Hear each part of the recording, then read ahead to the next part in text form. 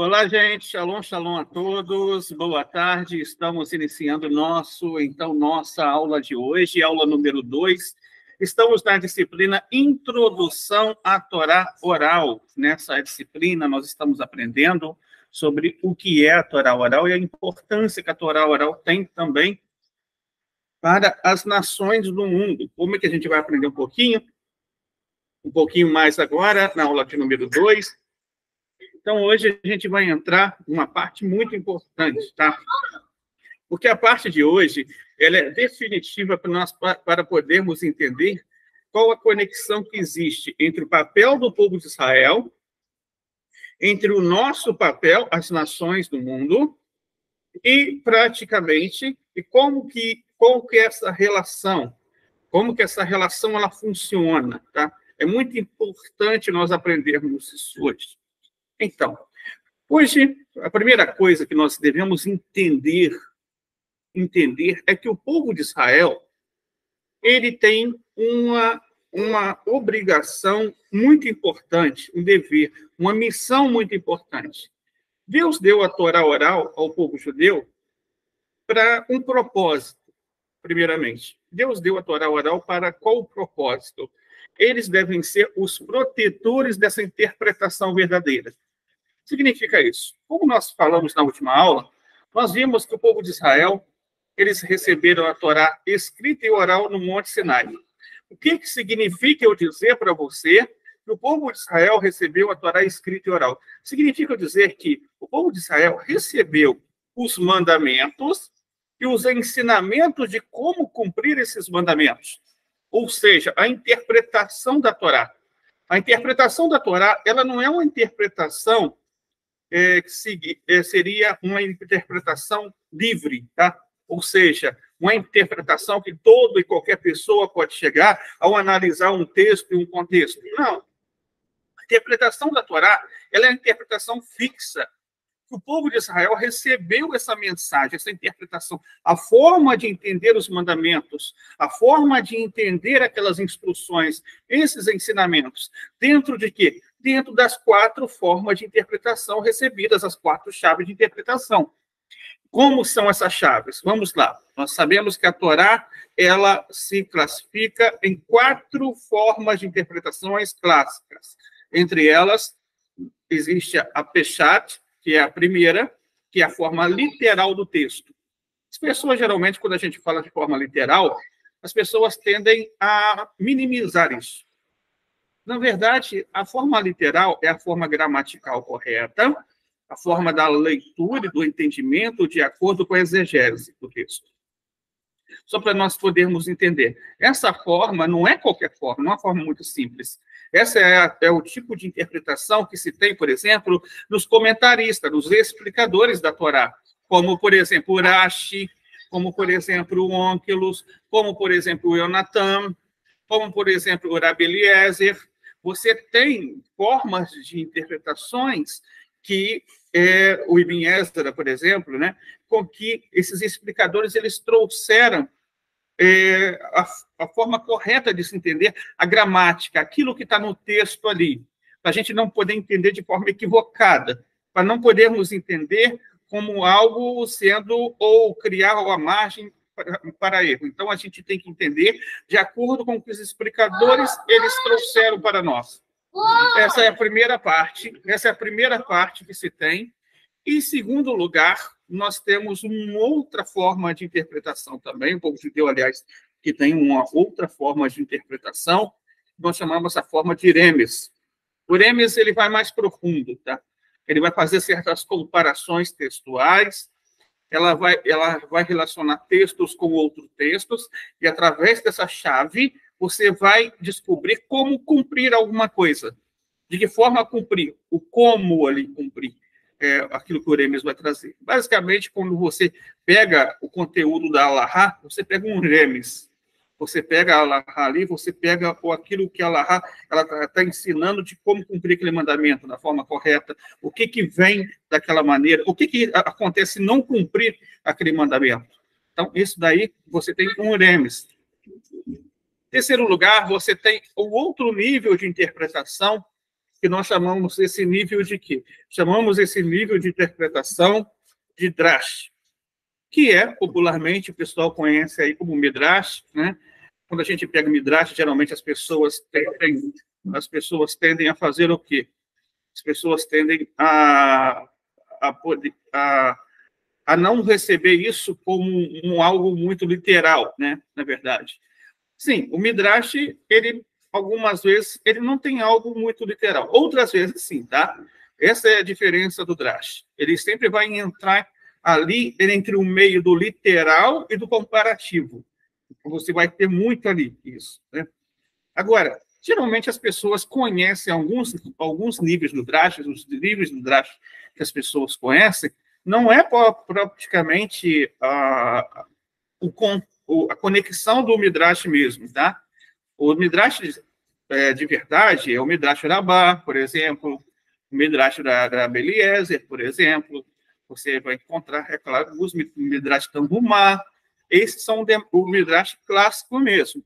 As pessoas têm contatos com outros Midrash de um nível de compreensão menor mesmo, entendeu? Elas têm menores, não no sentido clássico em geral. Alguns sim, algumas pessoas têm. Então, a gente tem aí 3 níveis que nós falamos, e temos o 4º nível, que é o Sod, que é aquele nível mais elevado de interpretação que nós conhecemos aí como Kabbalah. O que é a Kabbalah, afinal de contas?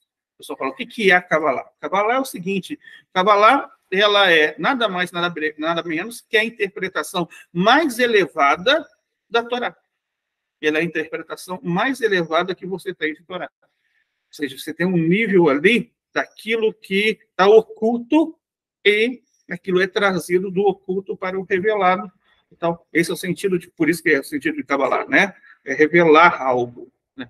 É praticamente, Kabbalah é isso. Então, são os 4 níveis de interpretação. Esses 4 níveis, eles estão hoje redigidos em muitos livros da Torá oral. Você tem muitos livros hoje. Você tem o Talmud, a Mishnah, Guimará. Você tem, por exemplo, os tratados de Alahá, o Sefer HaMitzvot do Rambam, por exemplo, o Mishneh Torah também. Você tem outros tratados, né? Como o Ishbihai, por exemplo, e por aí vai. Você tem vários tratados. O Shulchan Aruch, por exemplo, o Shulchan Aruch Harav. Aí você tem no nível de Kabbalah, você tem o quê? Você tem a mensagem também da Hassidut, que é a essência da essência mesmo. E, no geral, você tem a Yotânia, você tem o Zohar Kadosh, você tem o Bahir, e por aí, se a gente for falar de livro, é muito livro, né? Na verdade. E você tem os comentaristas, os comentários do Urash. O Urash comentou todo o Taná inteiro, os 24 livros completos do Taná, ele não deixou nada sem comentar, ele comentou tudinho. Então, você tem toda essa interpretação hoje para se entender o texto de uma forma que seja uma forma correta. Essa é a forma correta, uma chave de compreensão que o povo judeu recebeu. Tá? Eles receberam a chave. É muito importante a gente notar isso. Êxodo capítulo 19, versículo 6. Vós sereis para mim um reino de sacerdotes, uma nação santa. Essas são as palavras que dirá aos filhos de Israel. Então, o povo de Israel recebeu essa missão importante, a missão de ser um reino de sacerdotes, a missão de ser uma nação santa. Lembre-se, uma coisa muito importante, ser um reino dos sacerdotes não significa só o papel dos dos levitas, mas significa o papel que cada judeu tem para com o mundo inteiro, tá? Eles são a liderança para o mundo inteiro, cada judeu é um líder. Então, é muito importante entender isso. Eles receberam a maneira de se interpretar a Torá, e eles têm essa missão, tá? De compartilhar isso quando nós nos achegamos até ele. E eles fazem isso quando nos achegamos até ele, da forma correta. Vamos, então, ver mais um pouquinho, porque eles são as testemunhas de Hashem. Essa é a segunda razão, porque eles receberam a Torá escrita e a Torá oral. A segunda razão é porque eles são as testemunhas de Hashem. Isaías 43, 10. Vós sois minhas testemunhas, diz o Eterno. Então, daqui a gente aprende que quem é testemunha de Hashem? É eu? É você? Não, testemunha de Hashem é o povo judeu. Eles ganharam esse nome, eles ganharam esse papel, eles ganharam essa função. Não foi eu e você que ganhou, não. Quem ganhou esse papel foi o povo judeu. A gente não pode querer tomar uma coisa que é do povo judeu. A gente tem que ter esse entendimento. Cada um tem aquilo de Hashem, que Hashem dá. Eles têm esse papel, então. O papel de serem os embaixadores de Hashem nesse mundo. Aqueles que representam a divindade neste mundo. Aqueles que têm o papel, tá? Os papel de passar o monoteísmo para este mundo. Então, é eles que têm esse papel. Então, vamos ver também como que nós devemos, com quem que nós devemos aprender isso. Com quem que eu devo aprender? Será que eu devo aprender com um pastor? Será que eu devo aprender com um padre? Com um pai de santo? Será que eu devo aprender com um médium? Será que eu devo aprender com um frei? Ou então com um monge? E por aí vai. Com quem que, afinal de contas, que eu tenho que aprender sobre Torá? Com quem que eu tenho que aprender sobre as minhas 7 leis, como praticá-la? Com quem que eu aprendo isso? Com o povo judeu. Zacarias, capítulo 8, versículo 23. Assim diz o Senhor dos Exércitos: naquele dia sucederá que pegarão 10 homens de todas as línguas das nações, pegarão sim na orla das vestes de um judeu, dizendo: iremos convosco, porque temos ouvido que Deus está convosco. Veja aí fala judeu, no singular, tá? Aí as pessoas podem pensar que está falando de um ser humano só que depois o texto fala convosco, plural. Estamos falando aí de um povo, o povo judeu, que é chamado muitas vezes no singular de servo, né? Muitas vezes chama de meu servo, mas depois sempre o próprio texto ele coloca no plural para nós entendermos que está falando de um povo. Então aqui, o povo judeu, eles são aqueles que têm a missão de ser o doulos da humanidade, ou seja, ser aqueles que têm o papel de ser os professores da humanidade.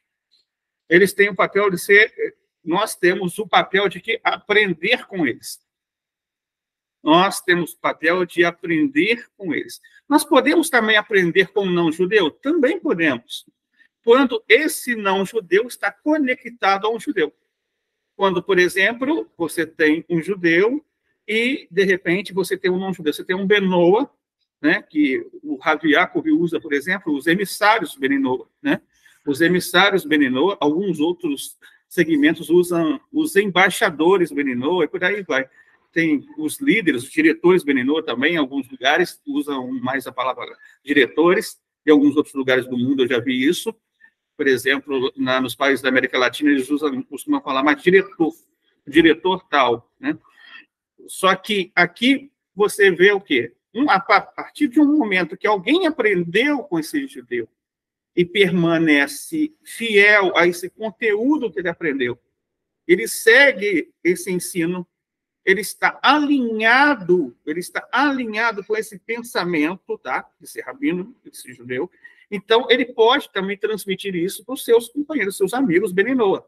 Então, nós podemos também aprender e transmitir também. É algo que nós podemos fazer no nosso dia a dia. Mas é preciso, primeiro, esse estar conectado à fonte. Se não estiver conectado à fonte, tá? Aí tem um cuidado. Então, sempre você pergunta, quem é o seu rabino? Com quem que você está? Né? Meu rabino é tal. Ele tá, o seu rabino é de qual segmento? Meu rabino é do segmento tal. Aonde é a sinagoga? Então, tem sempre, deixa bem claro que tem que ter esse conjunto de detalhes, né? Esse conjunto de detalhes. Pode ser, não estou falando especificamente que seja o mesmo rabino que o meu. Pode ser o rabino Yaakov, pode ser o rabino do Orleans, pode ser o rabino Michel Tabatinique, né? Pode ser o rabino Meir Rosenberg, também no Rio de Janeiro. Você tem o rabino Meir Rosenberg. Então, pode ser qualquer outro rabino. Pode ser esse que eu estou falando, mas tem que ser um rabino, realmente um rabino sério, igual esse que eu falei aqui. Esses que eu falei, os nomes desses que eu falei, são rabinos realmente sérios, tá? São rabinos realmente, rabinos fidedignos e que levam a sério esse papel aí da responsabilidade da transmissão do povo judeu para as nações. Isso é muito importante. Então, essa é a chave. Nós temos que aprender na fonte correta. Bem, para a gente poder entender isso, vamos falar um pouquinho sobre o detalhe aqui com vocês. Olha só, gente. Como é que eu vou comparar, por exemplo, esse aprendizado aqui? Vamos comparar aqui. Vou contar uma história para vocês. Um certo dia, tinha um certo senhor que era vendedor de pedras preciosas, um viajante. Ele viajava por muitos lugares para vender e comercializar pedras preciosas. Ele estava portando uma maleta cheia de diamantes. Cheia de diamantes. A maleta dele, uma maleta estava bem fechadinha, né? Direitinho, com segredo ali da maleta, direitinho. Ele chegou numa hospedagem, num hotel, e ali na recepção, ele falou, olha, alguém poderia tomar conta dessa maleta para mim? Porque eu vou no toalete e já volto. E ele confiou no funcionário que disse, olha, eu tomo conta para você. O funcionário foi lá e falou que tomava conta direitinho. Então, essa pessoa, né, esse viajante, esse comerciante de pedras preciosas, ele foi no toalete. Acabou demorando um pouquinho mais no toalete. E ao demorar esse pouquinho mais nesse toalete, o que aconteceu? Quando ele saiu do toalete, ele perguntou, cadê aquele rapaz que estava aqui? Eu deixei uma maleta com ele. O rapaz tinha sumido. Sumiu o recepcionista. Então ligou para a gerência, falou com a gerência do hotel, falou, olha, tem um rapaz, moreno, cabelo preto, e ele está com uma maleta do senhor tal, quem, por favor, vir ele, pede para ele retornar à recepção. E nada. Subia elevador, descia elevador, ia em quarto por quarto, procurando e nada. Sumiu. Sumiu, rapaz. Hotel grande, muito grande, famoso. E, de repente, esse hotel também tinha um jardim muito bonito, sabe? E esse senhor, então, resolveu andar um pouquinho para o hotel para esfriar um pouquinho a cabeça. Quando ele está andando, ele encontra o recepcionista, esse rapaz, bem escondidinho no jardim, tentando abrir a maleta. E abre, tenta abrir, sacode daqui, bate em cima, bate embaixo, e nada destranca a maleta. Está ali bem fechadinha. Aí o dono da maleta falou, essa maleta é minha, por favor, me devolve. Então, o rapaz, o recepcionista, ele falou, não, é minha, eu achei, ela é minha, ela não é sua. Eu achei, agora está comigo, agora é minha. O dono da maleta desafiou ele. Tá, se essa maleta é sua, você vai digitar o segredo dela aí e vai conseguir abri-la. Quem digitar o segredo, essa maleta é dele. O rapaz, o recepcionista, digitou e nada abria a maleta. O dono da maleta só foi pegar, digitou ali a numeração correta, abriu a maleta. Ali, e o rapaz foi denunciado por causa disso e foi preso. Por quê? Porque tentou surrupiar a maleta. Então, por conta disso, ele teve que responder diante da lei sobre isso. Bem, é mais ou menos assim, gente. É mais ou menos assim na nossa vida. Nós somos as pessoas que desejam muita maleta, né? Os povos, as nações do mundo desejam muita maleta. Algumas dessas pessoas dos povos do mundo desejam tanto a maleta que querem roubar a maleta do povo judeu. A maleta é a Torá escrita. E os diamantes são a Torá oral, aquilo que está ali dentro. Então, geralmente, as pessoas querem roubar a maleta e ficar para ele e só pega o superficial, porque não consegue abrir a maleta. Não sabe o segredo, não sabe decodificar. O que decodifica a Torá é a Torá oral. Então, por conta disso, nunca conseguem ir muito profundo nessa maleta. Agora, se nós nos achegarmos ao povo judeu e pedir para eles compartilhar um pouco com a gente esse diamante que eles têm, eles vão pegar um diamantezinho e compartilhar com a gente. 2 diamantezinhos e compartilhar com a gente. É melhor receber pouquinho em pouquinho, e receber pouquinho em pouquinho, aprendendo pouquinho em pouquinho, do que, de repente, tentar pegar aquilo que não é nosso e falar, olha, a Torá é minha, sendo que a Torá foi dada ao povo de Israel. Então, essa foi o porquê o povo judeu recebeu uma Torá escrita e oral. Para que esse segredo esteja com o povo de Israel e as nações do mundo que desejam aprender sobre como cumprir sua missão se acheguem ao povo de Israel e eles estarão prontos para nos atender e compartilhar conosco esse tipo de conhecimento. Então, esse é o segredo da maleta. Então, gente, essa foi a nossa aula de hoje. Eu vou agora pedir para você que tem alguma dúvida, alguma pergunta, pode deixar aí no nosso chat, pode deixar a pergunta aí no nosso chat, tanto no lado inferior como à direita do nosso chat, é só digitar aí, eu vou estar lendo e respondendo, tudo bem?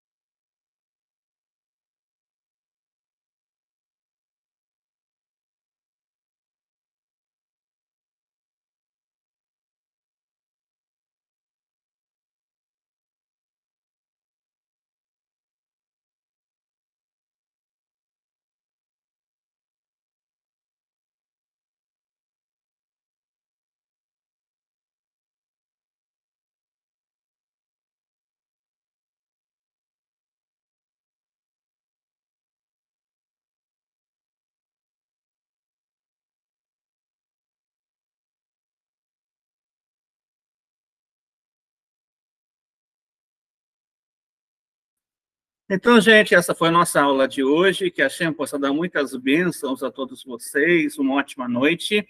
Daqui a pouquinho estarei postando para vocês a atividade semanal dessa semana. A atividade que eu postar hoje, vocês podem me entregar só na próxima segunda, tá bom? Na próxima segunda, entraremos, então, na aula número 3. E vamos aprender como que a Torá oral ela chegou até hoje. Como que foi esse ciclo de transmissão. Vamos falar sobre isso na próxima aula. Que a Shem possa dar muitas bênçãos a todos vocês. Shalom, shalom a todos.